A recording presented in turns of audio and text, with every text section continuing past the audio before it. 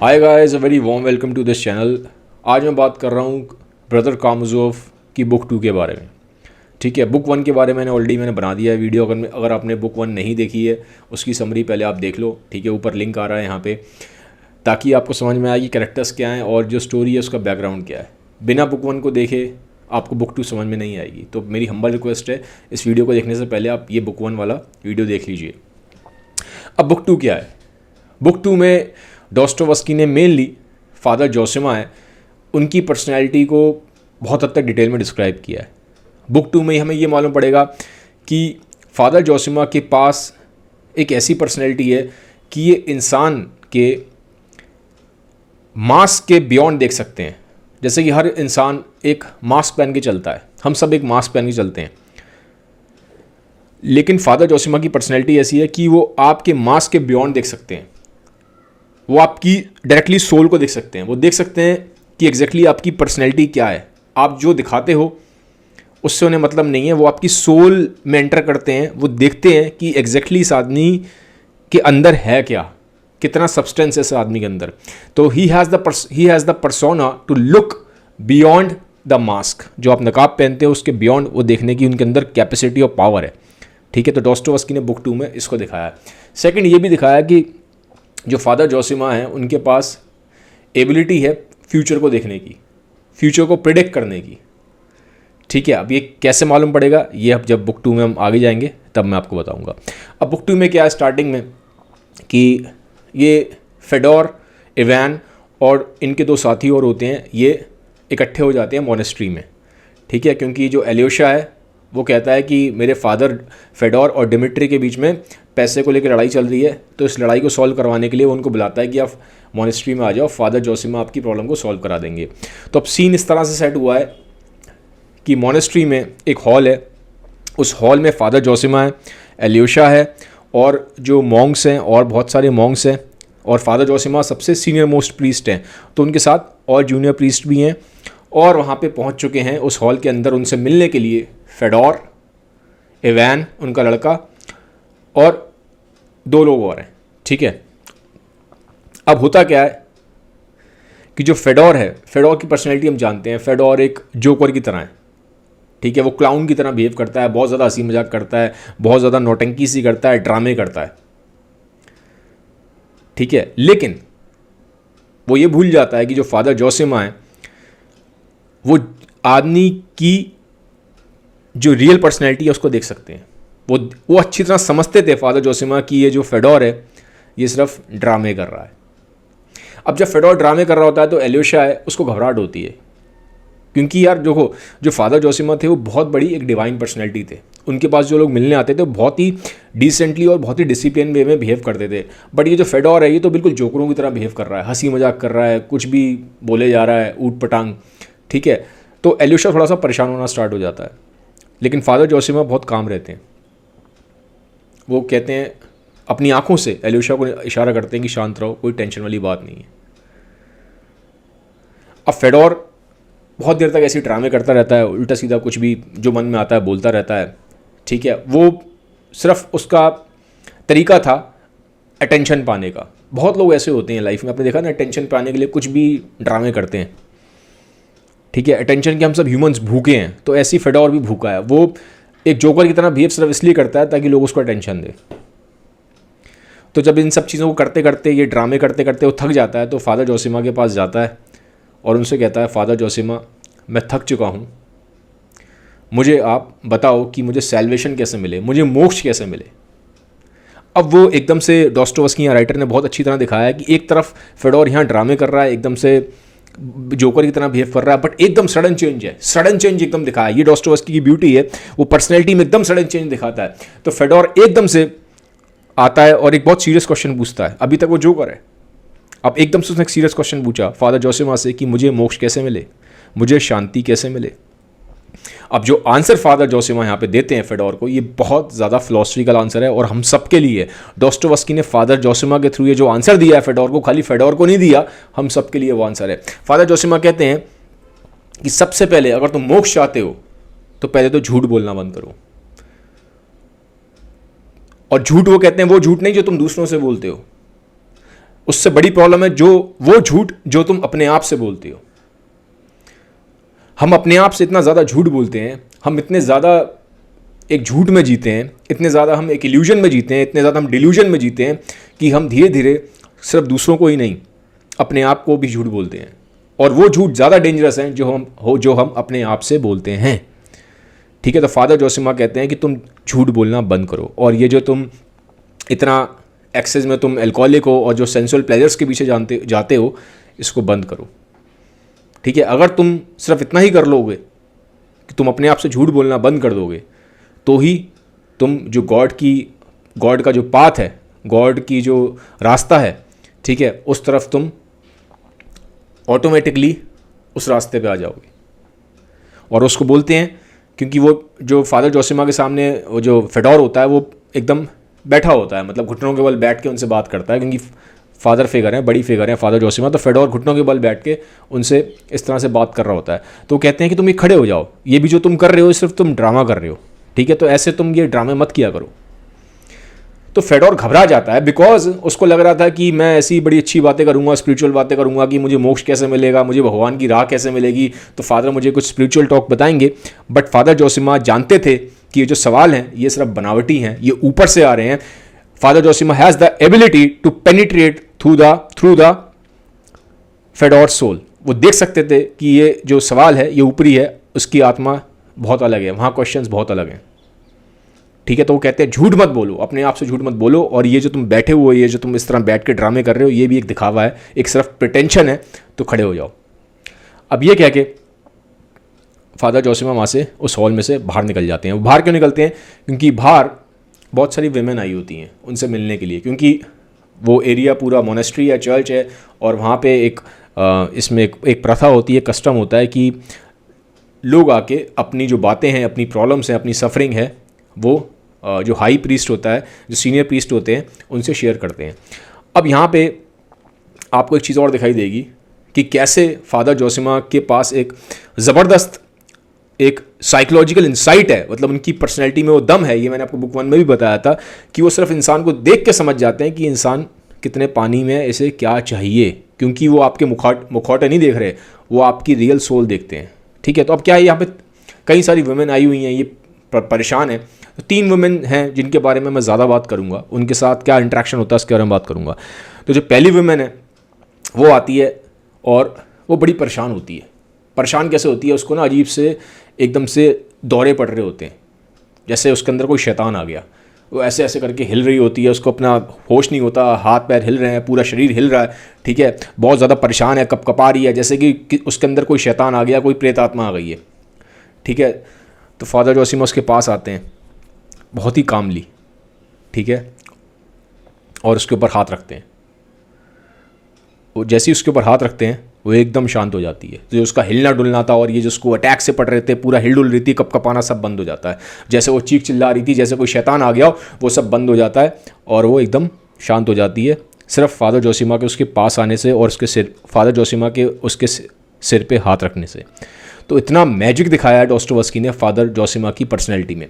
अब सवाल ये उठता है कि क्या रियल में ऐसी कोई मैजिक पावर होती है, कि क्या किसी इंसान के पास ऐसी कोई मैजिकल पावर है कि एक जो वुमेन है जिसके अंदर कोई भूत प्रेत आ गया या शैतान आ गया है, या बोले उसको कोई दौरे पड़ रहे हैं, या उसको कोई नर्वस डिसऑर्डर है, या कोई मेंटल प्रॉब्लम है, ठीक है, तो एकदम से ये ठीक कैसे कर दिया फादर जोशीमा ने? सवाल ये उठता है कि मॉडर्न अगर साइकेट्री की बात करेंगे, हम मेडिसिन की बात करेंगे, तो लगेगा कोई इसको मेंटल प्रॉब्लम है, या इसको कोई मेंटल डिसऑर्डर है, या कोई इसकी ब्रेन की कोई बायोलॉजिकल प्रॉब्लम है, या कोई इलेक्ट्रिकल प्रॉब्लम है ब्रेन में, कुछ आप इसके न्यूरॉन्स ठीक से काम नहीं कर रहे, नर्वस सिस्टम का डिसऑर्डर है।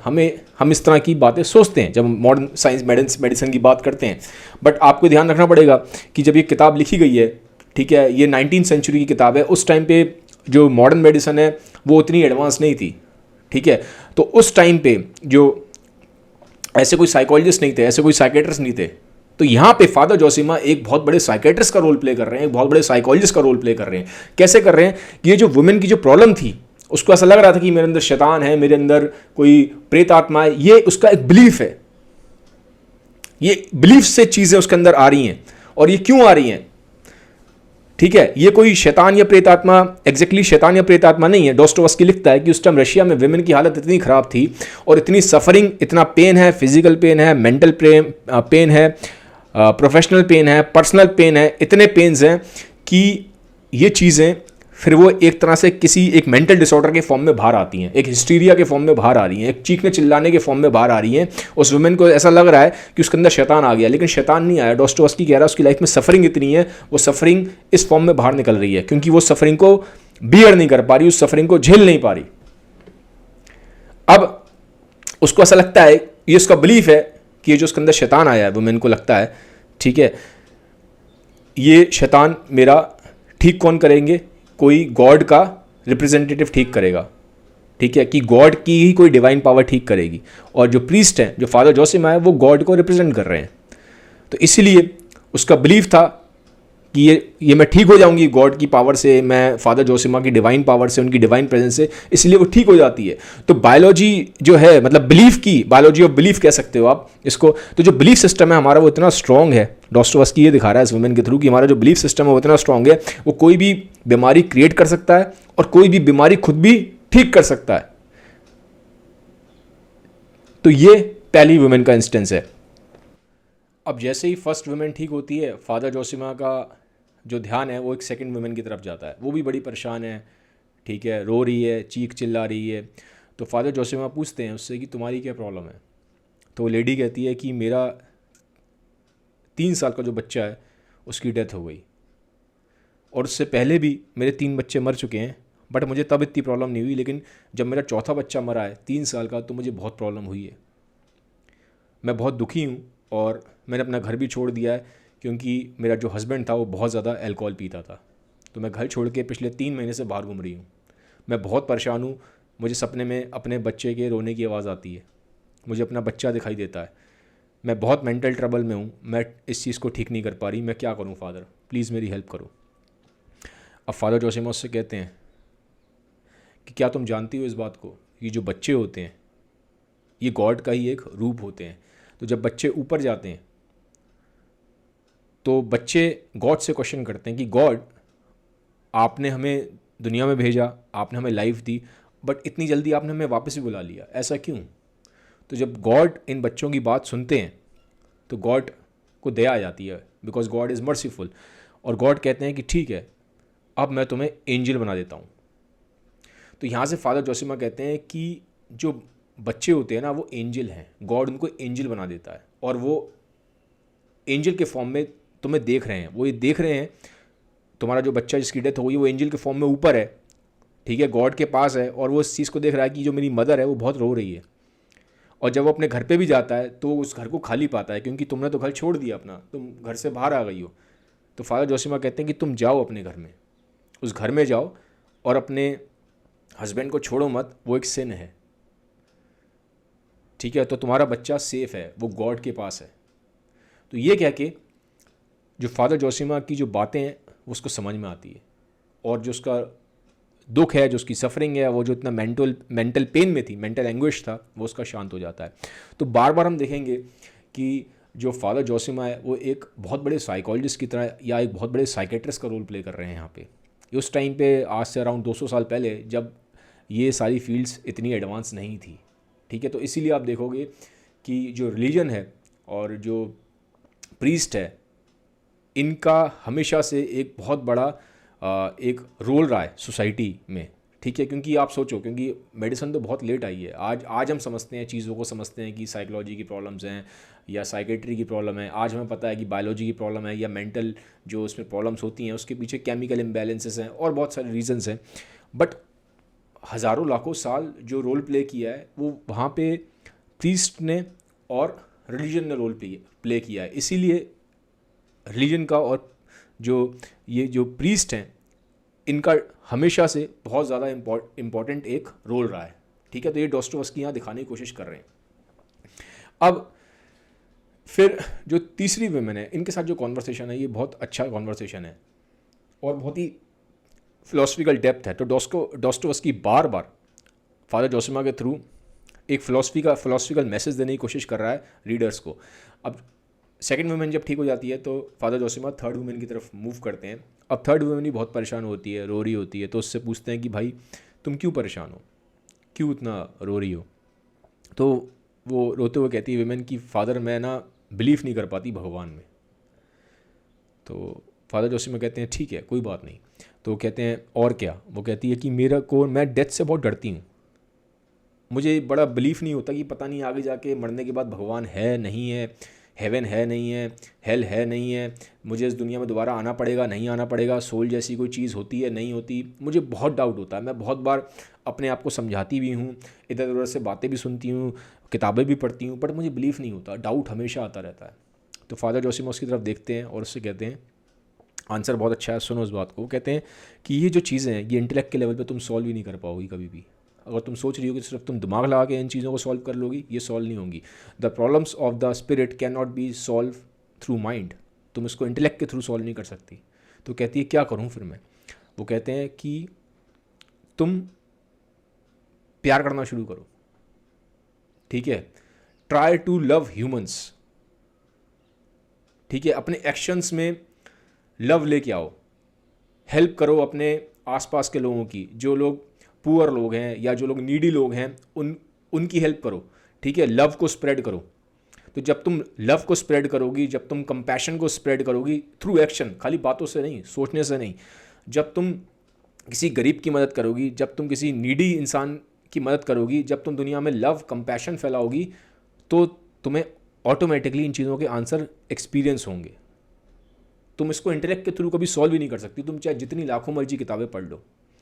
तो ये चीज़ तुम्हें एक्सपीरियंस करनी पड़ेगी। एक्सपीरियंस कैसे करोगी, जब दुनिया में तुम लोगों की हेल्प करोगी, जब दुनिया में तुम दुनिया वालों से प्यार करना सीखोगी, ठीक है, जब दुनिया में तुम कंपैशन लेके आओगी। तो कहते हैं लव में और कंपैशन में बहुत पावर है, तो ट्राई टू लिव इट, खाली किताबें पढ़ने से नहीं, उसको जीना शुरू करो एक्शंस में अपने। तो ये बहुत एक स्ट्रॉन्ग मैसेज दिया है यहाँ पे। अब वो फिर लेडी कहती है कि फादर आप ठीक कह रहे हैं, मैंने बहुत बार ऐसा सोचा है कि मैं सब कुछ छोड़ दूं अपना, और मैं अपना सब कुछ ह्यूमैनिटी के नाम पे कर दूं, मानवता के नाम पे कर दूं, और मैं ह्यूमैनिटी की बहुत हेल्प करूं, दुनिया की बहुत हेल्प करूं। बट मुझे हमेशा एक क्वेश्चन आता है दिमाग में कि क्या मैं जिन लोगों की हेल्प कर रही हूँ, कहीं वो लोग बाद में मेरा एहसान ना माने तो, बाद में कहीं मुझे ही उल्टा सीधा कहना शुरू कर दिया तो। और फिर वो कहती है कि मैं ह्यूमैनिटी से प्यार करती हूँ, बट मैं ह्यूमन से इतना प्यार नहीं कर पाती, पता नहीं क्या प्रॉब्लम है। तो इस पर फादर जोसेमा स्माइल करते हैं और उसको बोलते हैं, अब इसको एक इंसिडेंट सुनाते हैं अपना, ठीक है। वो कहते हैं तुम्हारे ही जैसा एक इंसान और था, वो भी ऐसी बातें करता था कि मैं ह्यूमैनिटी से तो बहुत प्यार करता हूँ, पर मैं ह्यूमन से प्यार नहीं कर पाता। तो फादर जोसेमा कहते हैं कि ये जो बातें हैं ये सुनने में बड़ी अच्छी लगती हैं, बट वो कहते हैं ये रियलिटी नहीं है, ये फिर तुम एक झूठ में जी रहे हो। वो उसको बार बार बोलते हैं कि stop lying to yourself. क्या वो कह रहे सबसे पहले तुम बात कर रही हो कि तुम्हें वर्ल्ड को चेंज करना है, तुम्हें ह्यूमैनिटी को चेंज करना है, मानवता के लिए कुछ करना है। वो कहते हैं लेकिन तुम्हारे एक्शंस में तो कुछ है नहीं। वो कहते हैं एक्शंस ऐसे बनाओ, तो सबसे पहले जो अपने घर में लोग हैं उनसे प्यार करना सीखो, अपना जो नेबर है उससे प्यार करना सीखो। जैसा तुम अपने आप से प्यार करती हो वैसे अपने नेबर से भी प्यार करो, ठीक है। जैसे तुम अपने आप से प्यार करती हो ऐसे अपने घर वालों से भी प्यार करो, अपने माँ बाप से भी प्यार करो, अपने हस्बैंड से भी प्यार करो, अपने बच्चे से भी प्यार करो, और जो तुम्हारे फ्रेंड्स हैं उनसे भी प्यार करो, ठीक है। तो कह रहे हैं कि जो पहले तुम्हारे बिल्कुल करीबी लोग हैं, जो बहुत ही ज़्यादा तुम्हारे हर टाइम साथ रहते हैं, जो तुम्हारी हेल्प करते हैं, जो तुम्हारी ख़राब समय में जो तुम्हारे साथ आते हैं, जो बिल्कुल तुम्हारे लिए एक पैर पे खड़े हुए हैं हर टाइम, जो तुम्हारे लिए जान भी दे सकते हैं, पहले उन लोगों के लिए जीना सीखो, पहले उन लोगों से प्यार करना सीखो, फिर तुम बाद में ह्यूमैनिटी की बात करो, फिर तुम बाद में वर्ल्डली लव के बारे में बात करो। वो कहते हैं ये तुम एस्केप कर रही हो, वुमेन से कहते हैं ये सिर्फ तुम एक मास्क पहन रही हो, एस्केप कर रही हो, क्योंकि तुम किसी से लव करना नहीं चाहती, इसलिए तुमने ह्यूमैनिटी का लव गा रखा है। वो कहते हैं ह्यूमैनिटी बनती है ह्यूमन से, तो पहले तुम ह्यूमन से प्यार करना सीखो, ह्यूमैनिटी से प्यार अपने आप हो जाएगा। तो स्टार्टिंग पहले अपने घर से करो, अपने नेबर्स की हेल्प करना स्टार्ट करो, अपने आसपास के लोगों से प्यार करना स्टार्ट करो, उनके अंदर उनके थ्रू उनकी तरफ तुम कंपैशनेट हो। जो नीडी लोग हैं, जो गरीब लोग हैं उनसे प्यार करो, ठीक है, उनको हेल्प करो। तो कहते हैं ह्यूमैनिटी की बातें कर रही हो तुम क्योंकि तुम ह्यूमंस जो अपने रियल में तुम एक्शन नहीं करना चाहती, तो तुम एस्केप रूट ढूंढ रही हो, तुम्हारा माइंड एस्केप रूट ढूंढ रहा है ताकि तुम्हें रियल ह्यूमन से प्यार ना करना पड़े। ठीक है, तो तुमने अपने दिमाग में एक स्टोरी बना ली है कि मैं ह्यूमैनिटी की हेल्प करूंगी, बट मैं ह्यूमंस के लिए मैं कुछ नहीं करूंगी, मैं ह्यूमैनिटी की हेल्प करूंगी। तो कह रहे हैं ऐसे कौन सी ह्यूमैनिटी है, पहले तो ह्यूमंस है, ह्यूमन से ही तो ह्यूमैनिटी बनेगी। तो ऐसा देखो फादर जोशीमा जो वुमेन से कह रहे हो हमारे ऊपर अप्लाई होता है। हम भी बहुत बार सोचते हैं हम दुनिया की हेल्प करेंगे, हम इसकी हेल्प करेंगे, हम दुनिया में सब जगह प्यार फैलाएंगे, हम कंपैशन फैलाएंगे, लव करेंगे, बट रियलिटी ये कि हम अपने घर में ही किसी से लव नहीं करते, हम अपने पड़ोसी से ही नहीं लव करते, हम अपने दोस्तों से ही लव नहीं करते, हम जो बहुत सच में जो नीडी लोग हैं उनकी हेल्प नहीं करते, जिनको लव की ज़रूरत है, जिनको कंपैशन की ज़रूरत है, जिनको मर्सी की ज़रूरत है, उनको नहीं करते। बट बैठे बैठे हम ख्याल बनाते रहते हैं कि हम वर्ल्ड के लिए कुछ करेंगे, हम दुनिया के लिए कुछ करेंगे, हम दुनिया पे कुछ छाप छोड़ के जाएंगे, मैं डेंट छोड़ के जाऊंगा यूनिवर्स पे। तो ये सब वो एक तरह के ईगो गेम्स हैं और ये हम अपने माइंड को बेवकूफ़ बना रहे हैं, हम अपनी ईगो सेटिस्फाई कर रहे हैं। हम बहुत सेल्फिश हैं, करना हम अपने लिए चाहते हैं, लेकिन हम गेम अब क्योंकि हम दूसरों के लिए नहीं करना चाहते, हम अपने लिए करना चाहते हैं, तो हम ये एक स्टोरी सुनाते हैं कि हम ह्यूमैनिटी के लिए करना चाहते हैं। ह्यूमंस के लिए हम कुछ नहीं कर रहे पर हम ह्यूमैनिटी के लिए करना चाहते हैं। तो बहुत ही एक पैराडॉक्स है जो ह्यूमंस करते हैं एस्केप करने के लिए। रियलिटी में अपनी ईगो सेटिस्फाई करते हैं जब हम ये बोलते हैं ह्यूमैनिटी के लिए करना चाहते हैं, बट हम ह्यूमंस के लिए कुछ नहीं कर रहे। तो वो कहते हैं कि आप एक्शन लो, ह्यूमंस की हेल्प करो, ह्यूमैनिटी की हेल्प अपने आप हो जाएगी। अगर आप ह्यूमंस की हेल्प करोगे तो ह्यूमैनिटी की हेल्प अपने आप होगी। ठीक है, तो ये क्या कि यहाँ पे फिर जो फादर जोशीमा है वहाँ से फिर चले जाते हैं। अब मैं पार्ट 2 में बताऊंगा, बुक 2 के ही पार्ट 2 में, क्योंकि काफ़ी लंबा वीडियो हो गया बुक 1 का। पार्ट 2 में अब हम देखेंगे जो इवैन है, इवैन एक नास्तिक है। ठीक है, इवैन भी आया हुआ है। इवैन एक नास्तिक है और फादर जोशीमा जो कि गॉड को रिप्रेजेंट करते हैं। अब इनके बीच में एक डिस्कशन होगा, इनके बीच में एक बहुत ही स्ट्रॉन्ग डायलॉग होगा। ठीक है, तो बुक 2 का पार्ट 2 बहुत इंटरेस्टिंग होने वाला है, स्टे ट्यून्ड। ठीक है, बाकी मैं बोलूँगा यार अगर आपको वीडियोज़ मेरे अच्छे लगते हैं तो काइंडली प्लीज़ इसको सबके साथ शेयर ज़रूर करिएगा और नीचे मुझे कमेंट सेक्शन में बताइए वीडियो आपको कैसा लगा। Have a nice day, bye bye, take care.